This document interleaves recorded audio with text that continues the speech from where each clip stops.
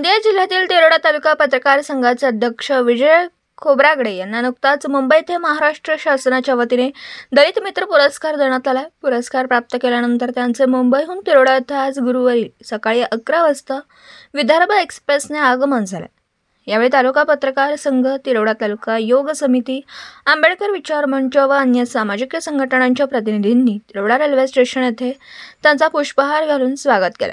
यावेळी पत्रकार संघाचे मुकेश अग्रवाल, लक्ष्मीनारायण दुबे, दीपक जायसवाल, देवेंद्र तिवारी, नितीन आगाशे, स्वप्नील शहारे, सचिन डबाले, हितेश वालदे, योग समितीचे डॉक्टर विश्वास आंबेडकर, विचार मंचचे TM वैद्य, RB नंदागळी, PG मेश्राम, प्राध्यापक KF मेश्राम, PS मेश्राम, रज्जित काणेकर प्रामुख्याने उपस्थित होते। गोंदियाहून प्रतिनिधी अमरदीप बडगे। दिवसभरातील घडामोडींचा आढावा घेण्यासाठी पाहत रहा N24 मराठी न्यूज चॅनल।